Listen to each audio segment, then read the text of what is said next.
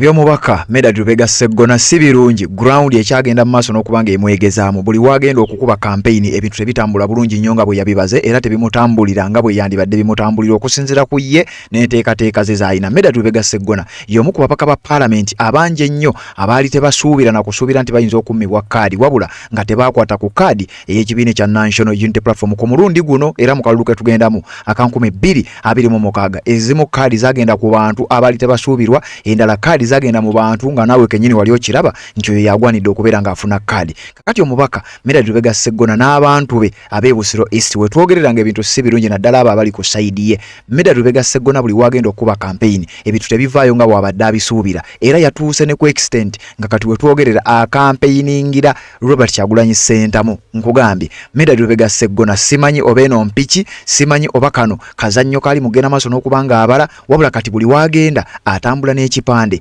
ekya Robert Kyagulanyi Ssentamu era nga yaliko ng'alaga akampeyingira ye wabula kino kiva ku ki pressure obunkenke n'embeera abantu gye bamutaddeko ku ground emuwaliriza okugaana n'okwegatta ku mpuuga n'ekibiina kye ekya DF. Medard Lubega Sseggona agezaako campaigningira Robert Kyagulanyi Ssentamu wabula newankubadde kino kiri bwe kityo akyagenda maaso n'okufeesinga abalonzi abakambwe. Jjukira mu kaseera katono nnyo akaakayitawo Mathias Walukagga yagiddwa mu lwokaano era ensonga ziri mu kkooti sijja kuzoogerako nnyo ngenda kuwa ebigambo bya Mathias Walukagga ng'alumiriza Medard Lubega Sseggona okubeera ng'ali mabega wa bino byonna ebyakoleddwa. Kakati ate ye Sseggona ngenda kuwa akatambi era nga naye agezaako okubyewakana embeera neeyongera okuba ey'obunkenke era ku ground kati ebintu biralamuko. Medard Lubega Sseggona abantu beeyongedde bweyongeza okugenda maaso n'okuba nga bamukyawa okuva lwe bajjemu Walukagga. Kati Sseggona yatandise akakodyo atambula n'ekipande kya Robert Kyagulanyi Ssentamu ng'akakodyo ak'okutega abalonzi nti ye wadde teyafuna kaadi akyali wa kibiina kya NUP. Ekibiina kyange flag bearer bamujiemu olw'empapula kakati nokwo ekyalina candidate kati ngenda kulaga katambi ako nja kukakomyawo era nja kukulaga konna nga bwe katambula newankubadde nga guli gutyo era newankubadde nga Medard Lubega Sseggona ekipande atambula nakyo wenjogereranga ebintu si birungi atandise n'okutandika okunnyonnyola mu kifo ky'okubuulira abantu biki byakoze. Medard Lubega Sseggona ezimu ku manifesto ze oba ebimu ku bigambo byategeeza abalonzi abakambwe nnyo era nga bamuddamu mu nziramu enkambwe abategeezezza nga biki byakoledde ekibiina kya National Unity Platform mu myaka egyo gy'amaze mu kibiina ekyo atuuse n'okubagamba nti ekibiina kike era ye yakitandikawo era n'ebimu ku ebyo byakikoledde mbu bye bikiyimirizaawo wabula mu background abantu bawulikise nga baŋoola era nga bagamba nti ssebo totugamba bintu byo. Jjukira gye buvuddeko nakulaga akatambi nga Medard Lubega Sseggona bamufubutula era nga bamugoba ku wantu we yali ayimiridde okuba nga ayogera abantu ne bamufubutulawo n'atuuka n'okugamba nti bannange muleke abaagala okuwuliriza bawulirize temutugaana kwogera newankubadde nga temutulonde. Kyokka ye Mathias Walukagga newankubadde baamugye mu lwokaano akyagenda mu maaso n'okuwera nkolokooto ate era mu katambi ke ngenda okuwa Walukagga alumirizza omukulu amanyiddwa nga Medard Lubega Sseggona okubeera ng'ayita mu omu ku bayambi be n'aba nga yali emabega ow'enteekateeka zino ez'okulaba nga Mathias Walukagga ava mu lwokaano. Kino kyava ku ki amaanyi ettutumu n'obuganzi Mathias Walukagga bwe yalina njagala okutegeeza nti Medard Lubega Sseggona oba oliawo bwe kibanga bwe kiri nti ye yamugjamu. Njagala okutegeeza nti kakati Mathias Walukagga alumirizza yennyini waliwo n'abamu ku balonzi abawulikiseeko era obutambi bwonna ngenda kubeera nga mbukulaga ebigambo bya Medard Lubega Sseggona ebimuviiriddeko obuzibu oba ebyo ebikyasembyeyo okuba nga abyogera ku kibiina kya National Unity Platform ngenda kuba nga mbikuleetera mu mboozi gye nkuleetedde mu lunaku luno oba mu katambi kano ku mukuto gwa Redson TV. Bw'oba tonaba kuba ng'osubscribinga kikole, bw'oba tonaba kuba ng'osharinga kikole, video giwe ekigalo okubanga bwentera okugamba gy'okoma okulayikinga oba oyambyeko information okubeera ng'etambula kumpi buli muntu yenna gy'asinzira okubanga gy'alabira n'aba ng'agenda maaso n'okubanga amanya. Nyongera okukulisaayo mwenna abatambudde ne President olunaku olwaleero era mwenna abasobodde okontributinga naddala ku nsonga za fulaga nammwe abasuubira okugenda maaso n'okubanga mukontributinga. Ennamba yaffe ng'oyagala okukontributinga ng'oyita ku mukutu guno Redzone Media Family tuyina enteekateeka y'okugula fulaga era nga bwe tuzze nga tukikola tugaba fulaga mu bantu era nga bwe tuzze tukikola kakati kaweefube ono akyagenda maaso.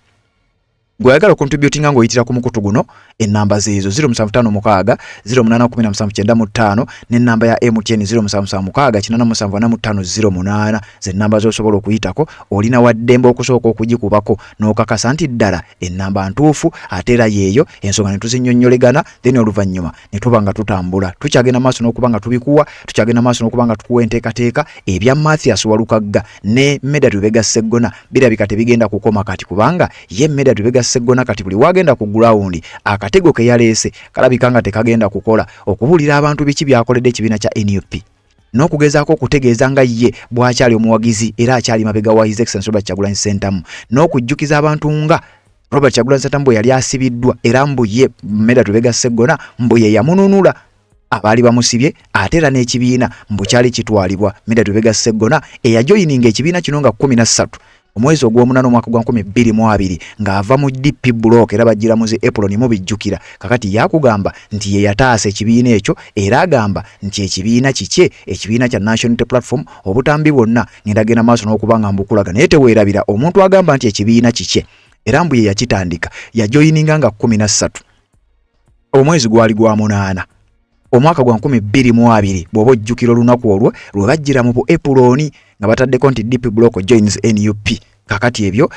Medard Lubega Sseggona ajja kubitunnyonnyola ngenda bikuwa mu butambi bwenkuleetedde mu mboozi eno gy'ogenda okuba nga owulira paka gyegenda okuba nga ekomekkerezebwa kkiriza tusooke tugyewo akalango kano kamu kokka ng'era bulijjo tusobole okuba nga tuluka ensonga yaffe awatali nsonga etutataaganya kanzije tubeere nga tweyongerayo na kiki ekituuse ku Medard Lubega Sseggona kyokka nga ne munywanyi we Mathias Mpuuga naye ekimugoba e Masaka si kintu kyangu nnyo kanzije tweyongereyo obufumbo olina omwami naye ng'akutawaanya olina omukyala ng'akutawaanya bajja ne bakwagalako ne bagenda gwe ayina ebizibu mu byenfuna nga sente zikuyita mu ngalo wooteeka sente zifa bufi boowola tebazza gwe aloota ng'ogwa mu nnyanja gwe alumizibwa omutwe nga guganja okuwona naawe aloota ng'ebintu bikozesa ensonga z'obufumbo nina ekifo ku mugga awali amayinja wennyambululirako ebisiraani ekikwa ekifiiriza omudibo obutaganja obutawiibwa nzijanjaba abantu ab'enzikiriza zonna nsiŋŋaanibwa njeru ku lw'ejjinja gwanjagala kuba ku nnamba yange eyo naawe ali ewala ennyo yita ku WhatsApp.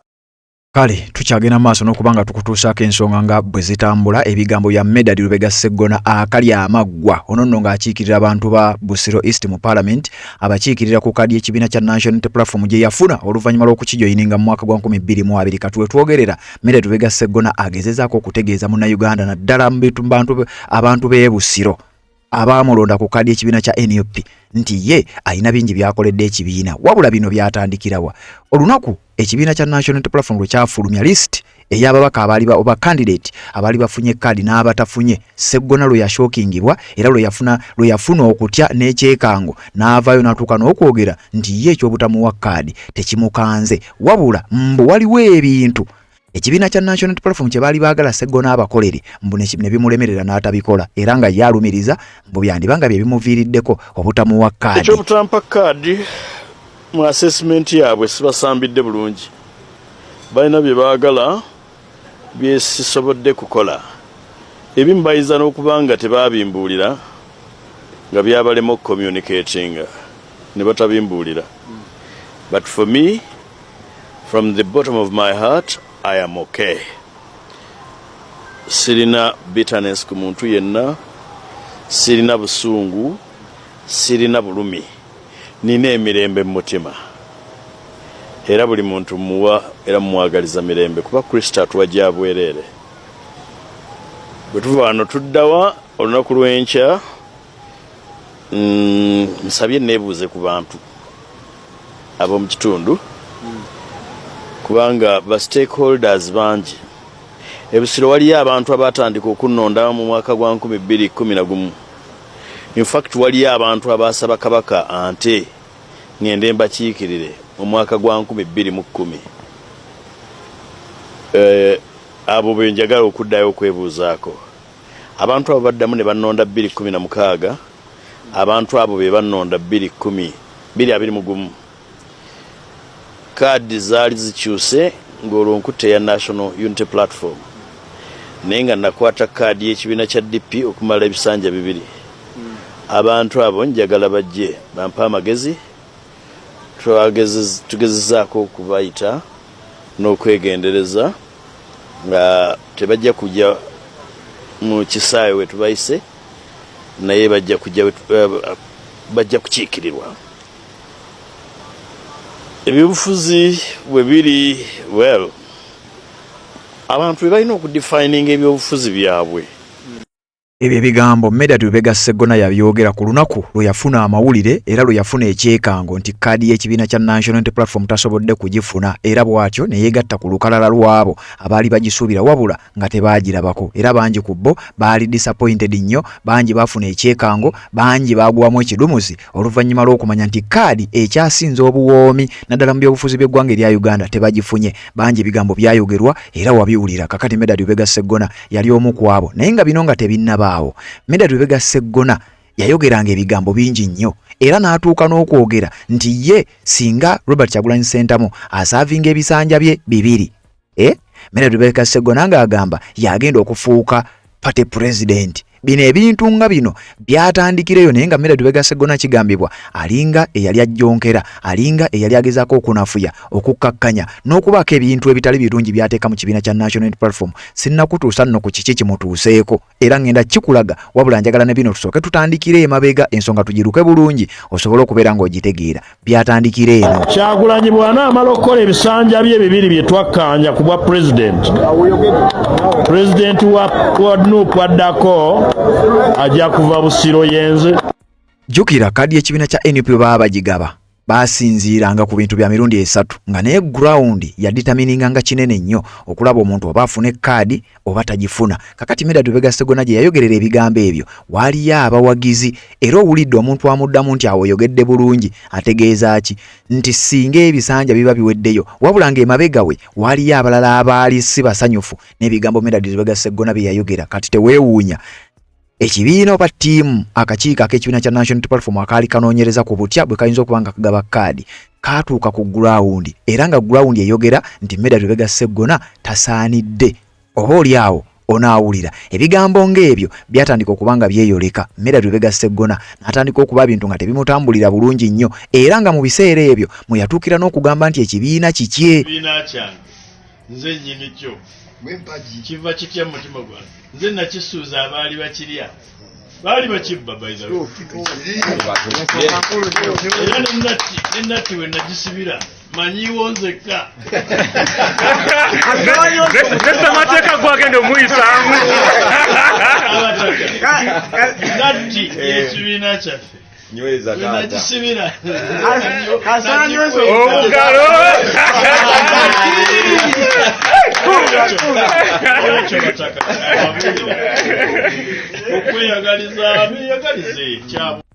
ebintu ebyo byanyizanga abalonzi bangi abaali bakkiririza mu nkola eba ne system ey'ekibiina kya National Unity Platform. Kyokka ebigambo ebyo nabiri byenkuwadde Sseggona yatuuka ekiseera n'abyegaana era n'abaako ne byannyonnyola byenjagala owulirize naye nkugambye njagala tutambule ffenna kana akatambi kakwate empolampola naddala gw'amaze okubeera ng'olayikinga kuba nkugambye kanyovu ate birimu bingi nnyo byewetaaga okuba ng'omanya Sseggona kiki ekimutuuseeko. Abalonzi bamukoze eki nate omulundi omulala. Njagala kuwa katambi kano nga yeegaana ebigambo bye yayogera n'abaako n'ebirala bye yannyonnyola awo. Njagala biwulirize then nzije nkutwale ku kiki ekizze kimutuuka kuwuliriza. Kigambangako kwegeza mu ngatto za president w'ekibiina kyange ekya Nuupu. Wano Sseggona yali agezaako okwegaana ebigambo 2 by'owulidde mbu ye ayagala kubeera party president ow'ekibiina kya National Unity Platform. Oluvannyuma bwe baamubuuza Sseggona yabyegaana era yagezaako okutegeeza nti ye teyabyogerako. Kakati njagala owulirize ebigambo bye n'engeri gy'annyonnyolamu. Kati nno wano yali azze ku vetting, yali azze kuggyayo mpapula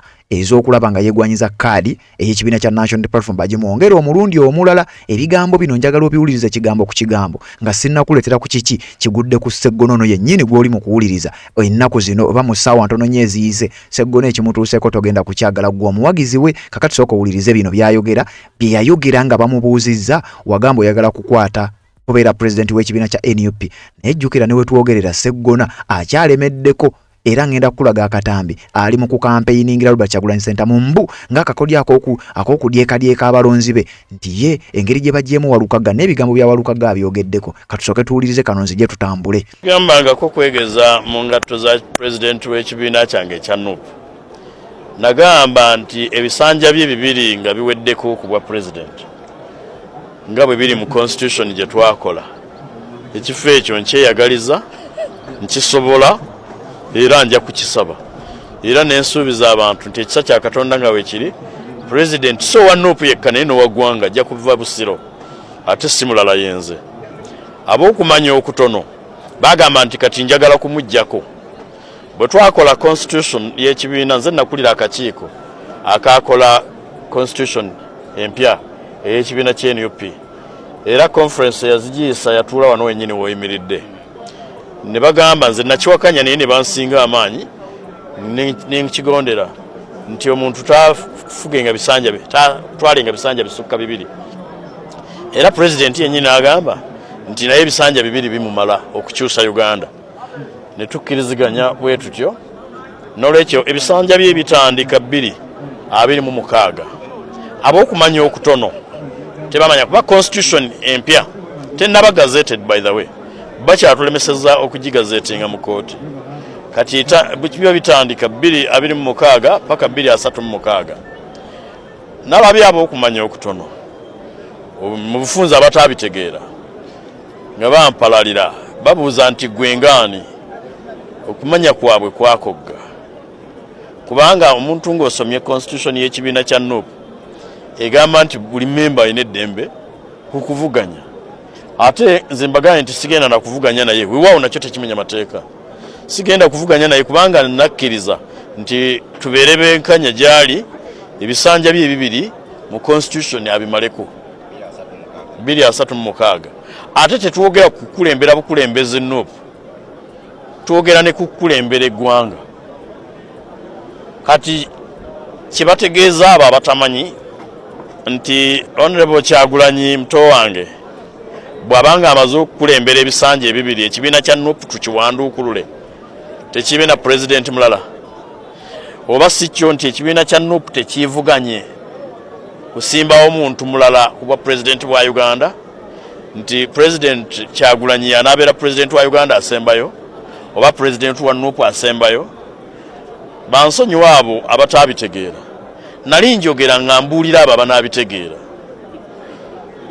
abatabitegeera nabo nja kufuna session yaabwe ako nako kabonero nti ndi Nyamansava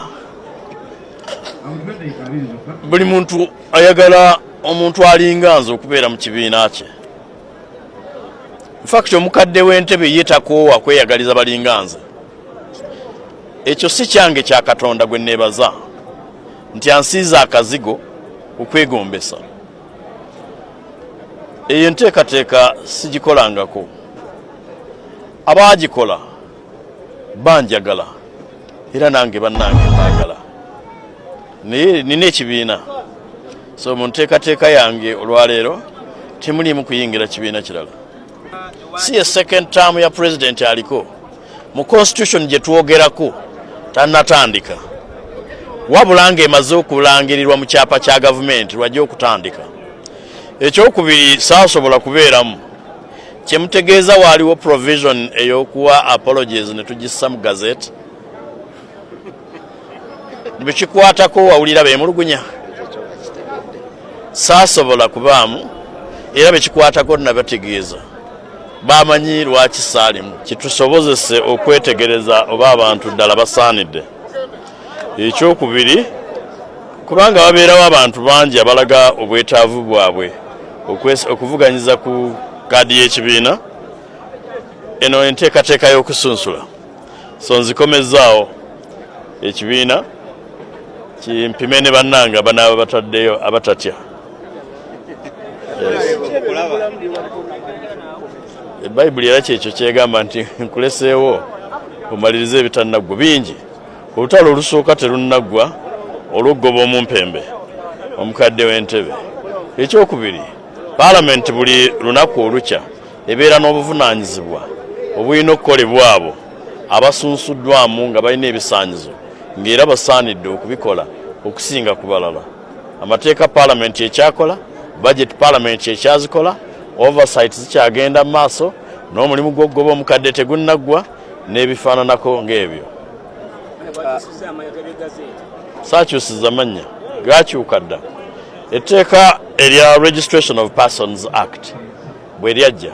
lyagamba okukola deed poll era tekisoose kati nakikola mu myaka egyayita naye buli lwoba presenting empapula opresentinga ate kati nandisimbyewo ku kibiina kitali kyange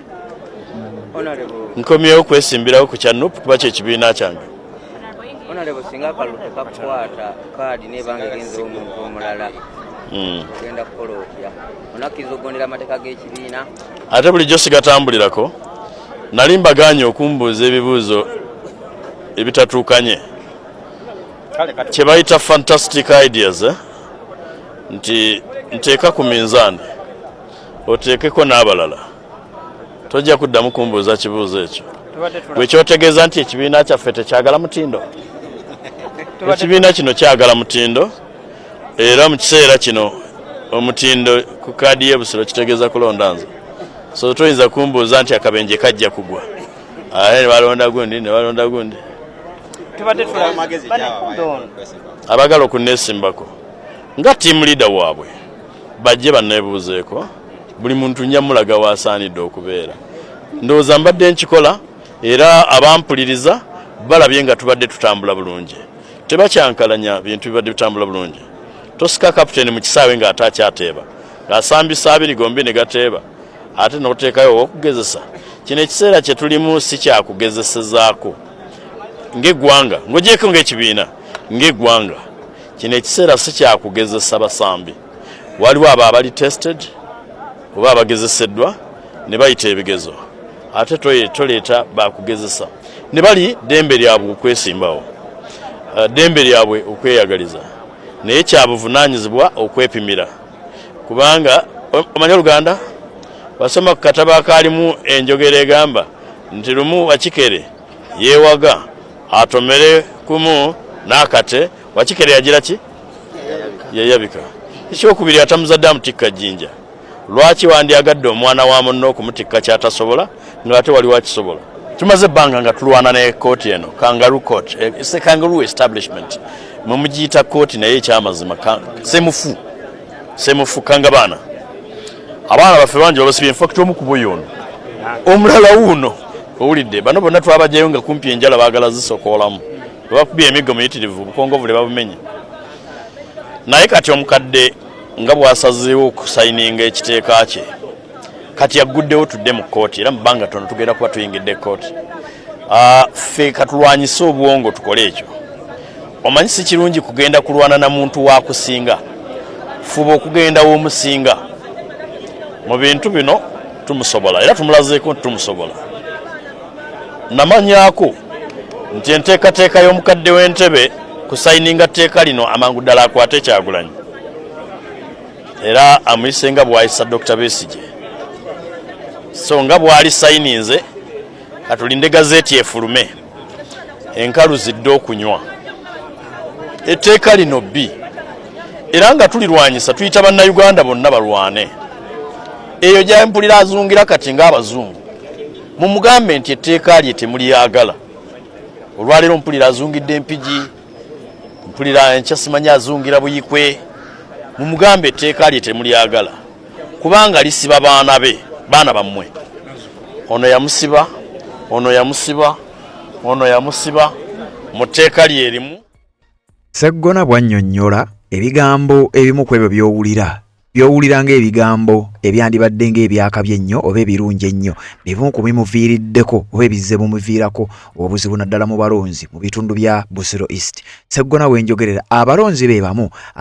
abaamulonda olwa kkaadi y'ekibiina kya NUP wenjogerera be balonzi be bamu abamuyisaamu eggaali ne bwetwogerera kakati ate ekigambo eky'okutwala ekyokuwanduukula Mathias Walukagga ne Walukagga n'avaayo n'agezaako kubanga ateeka ekintu kino ku mmeeza kyategerekese bulungi nnyo nti Sseggona yali emabega waakyo kyayongedde okukuba Medard Lubega Sseggona era bwe twogerera ensonga tezikyalinga bwe zibadde Medard Lubega Sseggona gye buvuddeko abadde ayina ebigambo byayogera era kati kyeyafudde manifesto kwe kugezaako okulaga abantu nga bw'alina ebyamaanyi ennyo byakoledde ekibiina kya National Unity Platform era kati byagenda agamba abantu newankubadde nga abyogera baabalonzi baatuuse ku extent egamba nti tokyalina ky'otugamba. Okumala emyaka gino 5 ekibiina kino nkikoledde bino wammanga okusooka nga buli we tugenda poliisi etugaana nga n'abantu batya okutusenza mu maka gaabwe nensitula bannange abawera 1000 ne mbatwala mu maka gange Nakasozi we twatongoleza ekibiina kino. Kati mwabeeyita bannannyini kyo mumpulirize nga poliisi yeetoolodde amaka gange nga buli muntu omulala yenna atidde, nze namire ekikere ne mbagamba mujje wange. Bwe twamala ekyo ekibiina kino nze nakiwa pulezidenti eri abo abatamanyi abalowooza nti bamwagala nnyo okunsinga. Nze kennyini era yakibagamba abawulira muwulire, buli alina amaaso alabe, buli alina amatu awulire, omwoyo kyagamba ekkanisa. Kyagulanyi yennyini yakwegambira Sseggona nze namuleeta mu bintu bino. Kyovula abo baamutwala eggulu ne bamugalira mu barakisi, abalala gye mutya kubanga tereyo busimu na kamera, nze namugoberera ne mujjayo ng'abalala mwekwese. Omusajja oyo mwandi mugyeyo okubeera ng'emmotoka ezijja mutomera gwevaawo. Mukwate bulungi, tumukwata bwoti. Bwe mujja eggulu baamutwala e Nalufeenya nga mwenna mutya poliisi ya Kayihura kubanga teriyo byakwemulisa, teriyo byakweragaalaga, teri kwekubya bufaananyi na buselfi. Abamu bwenda beekubya naye. Omu namulaba yagenda ne ku malaalo ga kitaawe wa Kyagulanyi ne yeekubya selfi n'amalaalo nga yeepima ku ntaana y'omugenzi. Naye bwe baamutwala e Nalufeenya nze namugjayo ng'abalala mwenna mutyayo. Kibalawo bwe yakima ekibiina baayitanze. Bwe baayagala okukola constitution y'ekibiina baayitanze. Military court ng'etumalawo ng'emalawo abantu baffe nze najjawo court martial.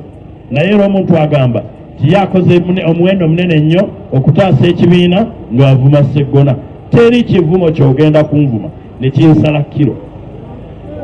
Teri kyabuwemu ky'olimpemula ne kinsala fuuti. Ebyokuwemula n'okumokola mubirekere ffe Bassaalongo. Mwe byalema mubireke. Nze ne mmalirira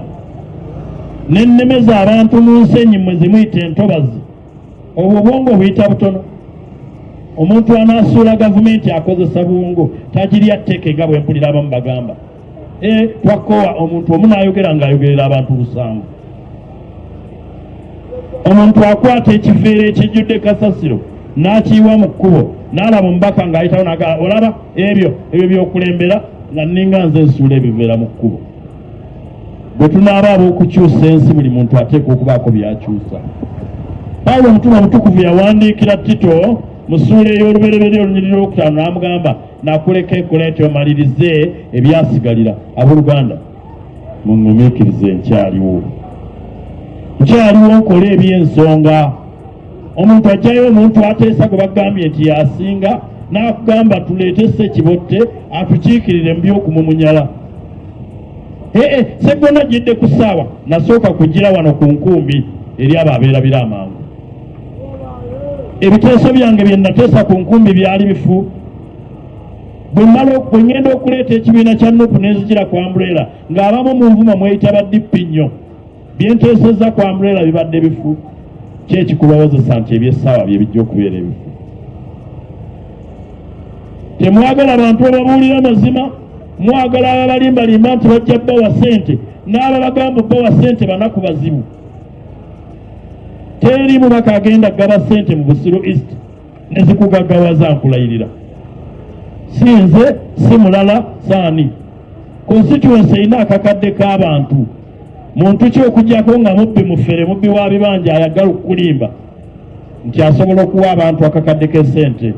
akakadde k'abantu ensimbi ne bagaggawala.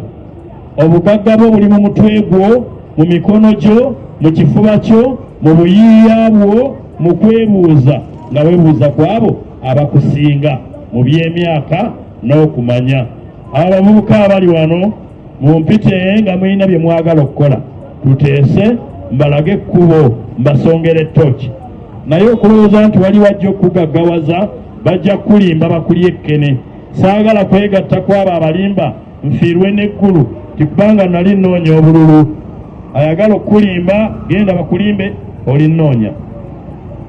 N'olwekyo njagala okubategeeza bassebo ne bannyabo, akalulu kano kakoma 15 ak'obubaka bwa Parliament n'obwa President. 15 January n'omwezi tekukyawera, naye kakuleke n'obulabe n'omuliraanwawo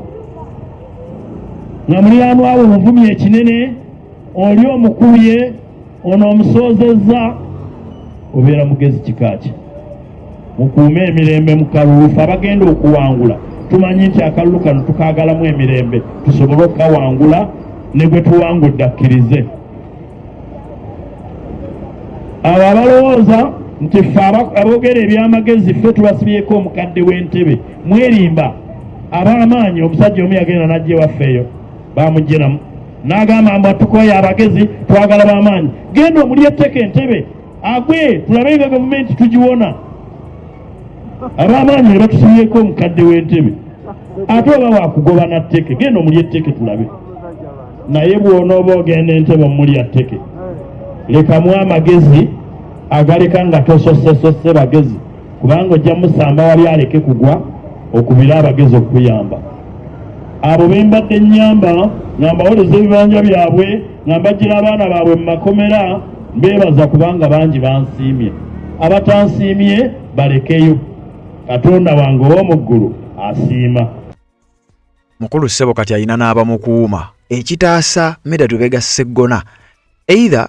campaigningira kibiina kya National Unity Platform oba kubuulira abalonzi biki bye yakolera ekibiina kya National Unity Platform okusinzira ku ye so okusinzira ku nze akugamba bino wabula nsinzira ku ye kubanga campaign ze ezisinga obungi bw'abadde ta campaigningira kibiina kya NUP abadde abuulira abantu kiki kyazaakolera NUP so si biki byagenda kubakolera. Omuntu yenna omulamu ono naye atandise okuzunza amaziige nze kiyintama bulwe kibeera tubeera dawo kyasaami. Kakati mu katambi kano era njagala nkakwongere akatambi kano Medard Lubega Sseggona yali ayina raalemu gye yali agendako era ng'ayitiddwa ng'omugenyi wabula ng'emabega we yatadde oda batambulizeyo ekifaananyi ekya Robert Kyagulanyi Ssentamu kano kakodyo ki. Omuntu yenna omulamu ono naye atandise okuzunza amaziige nze kiyintama bulwe kibeera tubeera dawo kyasaamirira mwana oyo apama. Kakodyo ki omukulu Medard Lubega Sseggona kaabala okubeera ng'emabega w'ebyo watambulira emabega we bataddeyo ekipande ekya presidential candidate nga Robert Kyagulanyi Ssentamu era bw'aba agenda okukuba akalulu Medard Lubega Sseggona bw'aba takampeyiningidde Robert Kyagulanyi Ssentamu Medard Lubega Sseggona ali mu kunnyonnyola balonzi biki bye yakolera NUP so si biki byagenda kubakolera singa baba bazzeemu okumulonda. Wenjogerera ng'ebya Medard Lubega Sseggona si birungi oluvannyuma lw'okubeera nti embeera emutabuseeko. Waliwo n'akatambi akalala kenjagala olabe ayatuukako ne ku extend abalonzi okumutabukira. Sseggona ono gwolaba kigambibwa nti n'ebyokugurawundi oba oliawo kyakola kitono nnyo abalonzi baatuuka okumutabukira. Wuliriza akatambi kano eddoboozi lyako liri wansi mukko naye nja kukusaba okawulire ng'omulonzi atabukidde Medard Lubega Sseggona amubuuza ssebo ojja otya n'otuwa emitwalo 10 ku bintu bye watusuubiza. Wulira. Maama nga bw'ogambye bwenja okukola. Maama nga bw'ogambye bwenja okukola toyomba. Nze okukuba kyalo basanga wano kale bwetugambye ogenda tuwaayo amasanda nangalayira wakusuubiza tuwaayo amasanda kale bwetunamala okwona netuwa amasanda netutimba osuubiza okukomawo obeera ojja kukomawo ngera oleeta amasanda nsuubiza okukomawo amangu ddala nga mumpisa amanyize simanyi kulimba simanyi kulimba Uganda omusango ogwo ng'okkiriza ya bukristaayo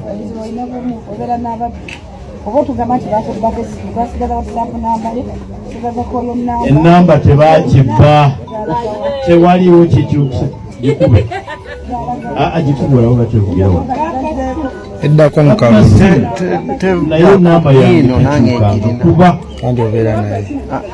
nze naye nsula wekyegera bazikuddiza basaba bwenti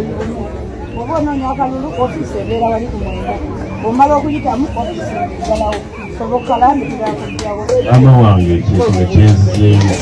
kirungi ekisooka okozese structure z'abakansalazi ekyokubiri ekyabampeesa ennamba yange direct omuntu ankubira nga tayise bakansa ndaga ejo gye waweereza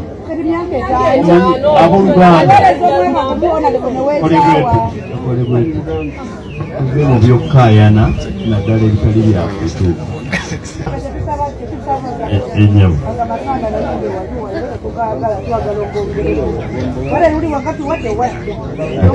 maama wange njagala tukole bwetu saagala kusuubiza kyesigenda kusobola ijja kusobola njagala nkole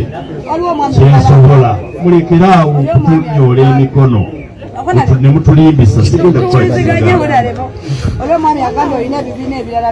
biyitirivu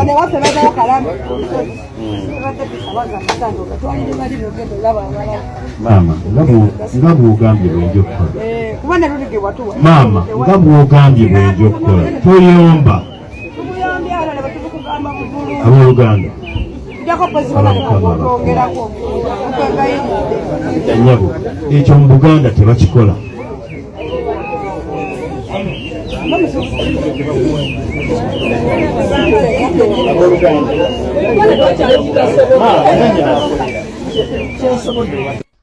mu katambi ako Sseggona awulirwa ng'alinga ayagala n'okwambalira omukyalo oyo omulonzi eyamubuuza ekibuuzo ekikakali. Ndowooza bannabyabufuzi bano omubuuza ekibuuzo ekirabisa ebiseera ebisinga aba ayagala nakwambalira. Sseggona awuliddwako okusinziira ku mbeera nga bw'ogirabye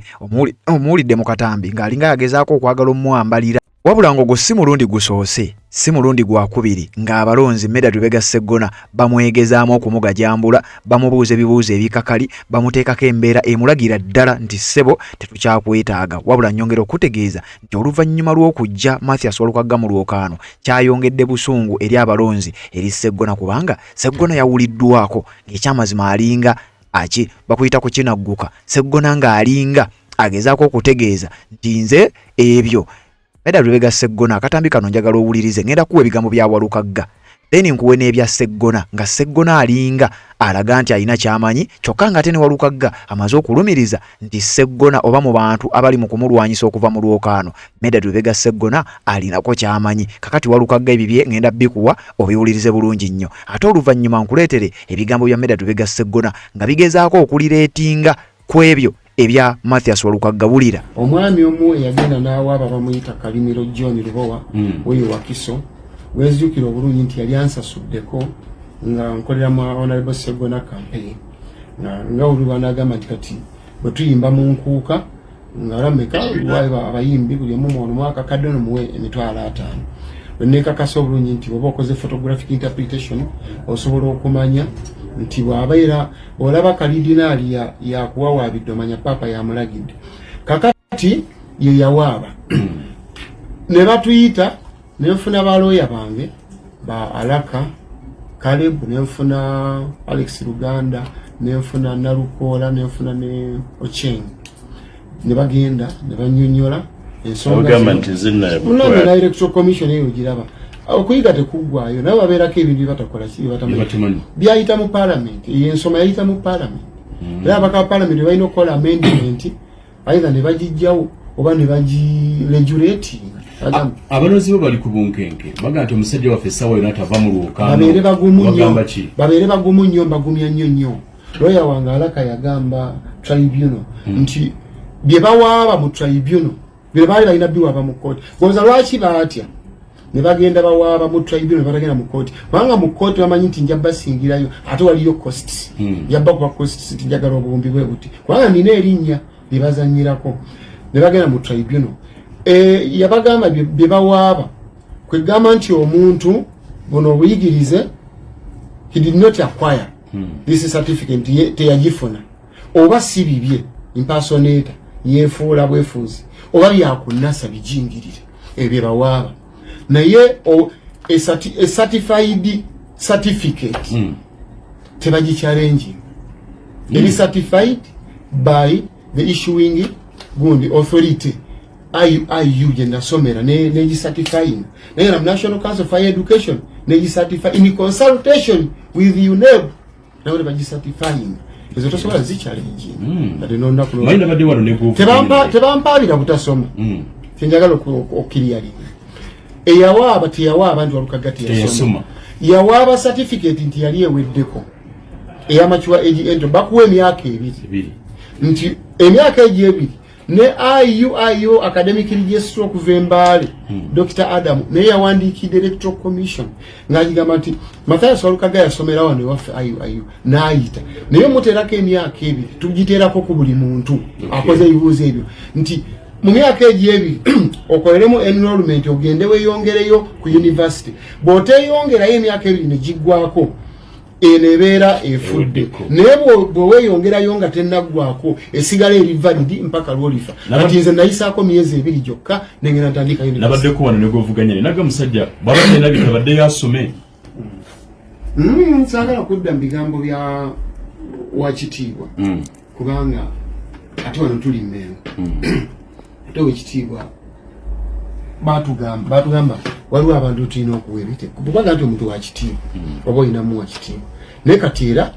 ekyayogedde kyaki nti adde yasoma ate nga nti bw'aba talina adde yasoma lameka ayinza okuba tamanyiyo ekitiibwa nti nsoma ndi ku St. Lawrence University nga bwe nkugambye nti nkola mwaka ne ku Mande ntandika bibuuzo ebyawalukaga obiwulidde Medard Lubega Sseggona bwe yabadde ayogerako ku nsonga ezo nga bw'omulaba nga bwe yeenyinyimbwa n'abuuza tikakati abagamba nti nze najje Mathias Walukaga mu lwokaano bwe mba nze namugjeeyo musango ebigambo bya Medard Lubega Sseggona biringa ebyagala okulireetinga n'ebigambo bya Mathias Walukaga nga bwe yeenyinyimbwa era bw'atyo bwe yannyonnyodde wuliriza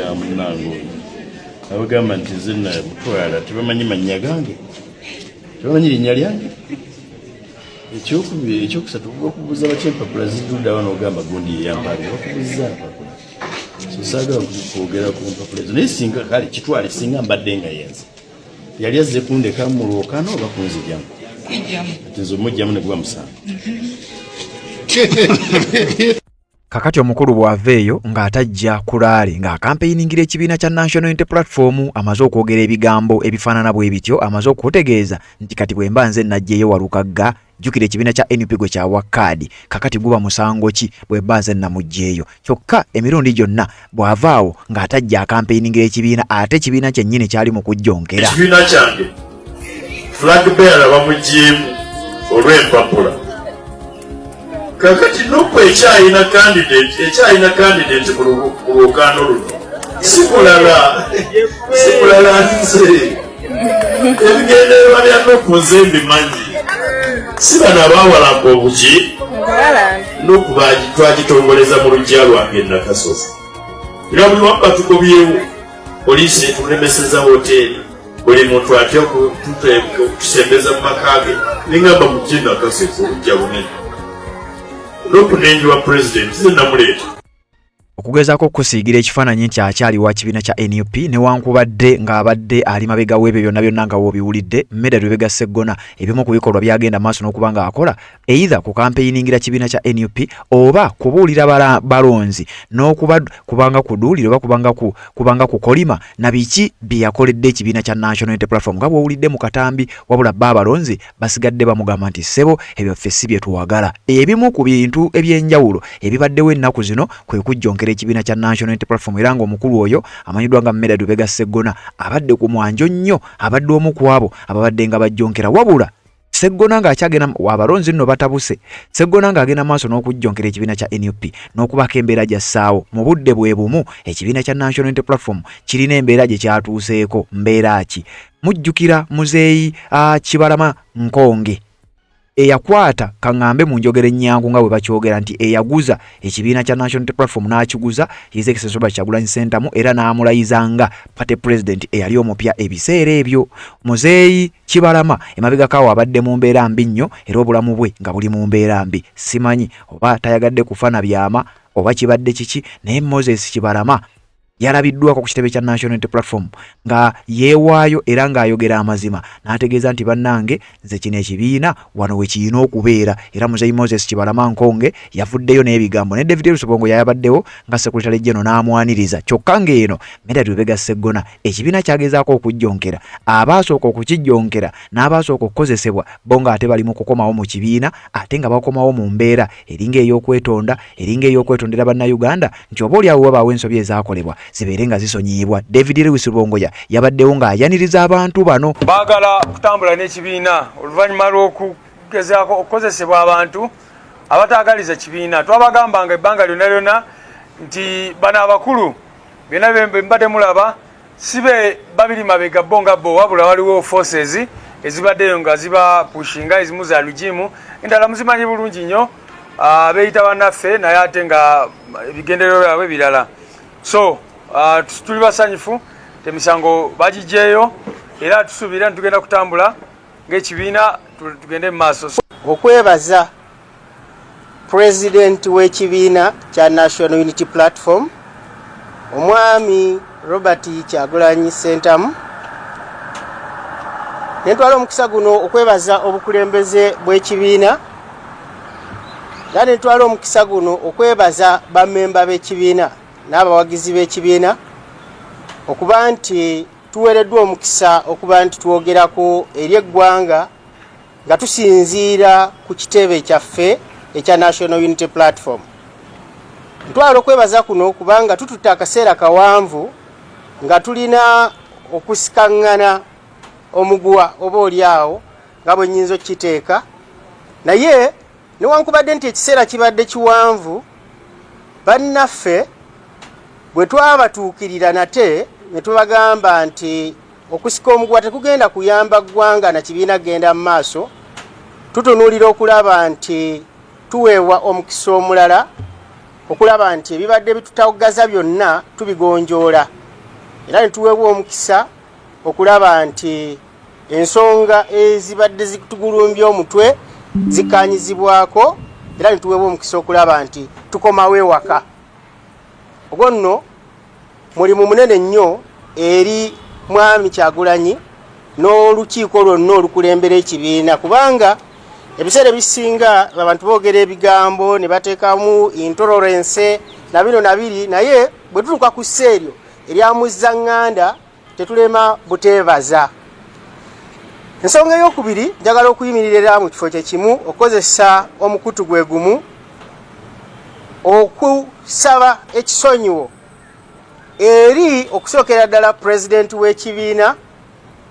olukiiko olufuga ekibiina, bammemba b'ekibiina n'abawagizi b'ekibiina. Toba oliawo ebikolwa byaffe birina abantu bebizze nga bikosa, naye ensobi zikolebwa mu bantu era zigonjoolwa bantu. Bwe tubanga tuli wano nga twawuliriziddwa, bwe tutasaba kisonyiwe ekyo nti bannange betusobezza mutusaasire mutusonyiwe, bwe twekuba mu mitima gyaffe ne mu bifuba byaffe tulaba nti waliwo obwetaavu bw'okukakkanya endowooza, okukakkanya amalala, ku lw'okuba nti twetaaga okugenda mu maaso ng'ekibiina bannayuganda kye bataddemu essuubi eddene abali wano n'abali wabweru w'eggwanga. Nsonga ey'okusatu, njagala okutwala omukisa guno okutegeeza bammemba b'ekibiina, abawagizi b'ekibiina nti twali tututte ekkubo erigenda paka ne mu kkooti, tutegeeza eggwanga n'okkuba omulanga eri abantu bonna, oba oliawo abatabadde bamativu oba abatali bamativu, nti akaseera kano nga kakyaliwo, omuwaatwa guno nga gukyaliwo, ffe ogwaffe ng'abatandisi gwakuba mulanga nti abantu abafunye obutakkaanya bugonjoolwa bakomewo ewaka, kubanga obudde bwe bunaatuuka mu maaso eyo oyinza okwesanga nti ate kijja kuba kiki kizibu. Naye mu budde buno tukuba omulanga nti abantu bakomewo ewaka, tuzimbe okugenda mu maaso. Era nyimirira wano nga nsaba abantu mwenna ebule n'ebweya mu ggwanga Uganda n'abali ebweru waalyo nti amaaso gaffe n'ebirowoozo byaffe tubiteeke ku Mwami Kyagulanyi, kubanga Mwami Kyagulanyi y'essuubi lya Uganda. Tetulina kusuubizibwa kwonna, tetulina claim yonna eri pate, era saagala muntu ankubira simu kuŋŋamba nti mpa ku ssente ze baakuwadde, kubanga bannayuganda twesanye emitendala bagamba Kagombe we twamulabyawo yakkiriziganyiza n'abasajja nti bamuweeyo ssente nze ekinkomezaawo kuweebwa mukisa kudda waka kukola buvunaanyizibwa bwe twewa emyaka 2 emabega nga tutandika ekibiina olwaleero we tuli nga z'obufumbo olina omwami naye ng'akutawanya olina omukyala ng'akutawanya bajja ne bakwagalako ne bagenda gwe alina ebizibu mu byenfuna nga sente zikuyita mu ngalo wooteeka sente zifa bufi b'owola tebazza gwe aloota ng'ogwa mu nnyanja gwe alumizibwa omutwe nga guganja okuwona naawe aloota ng'ebintu bikozesa ensonga z'obufumbo nina ekifo ku mugga awali amayinja wennyambululirako ebisiraani ekikwa ekifiiriza omudibo obutaganja obutawiibwa nzijanjaba abantu ab'enzikiriza zonna nsiŋŋaanibwa njeru ku lw'ejjinja gwanjagala kuba ku nnamba yange eyo naawe ali ewala ennyo yita ku WhatsApp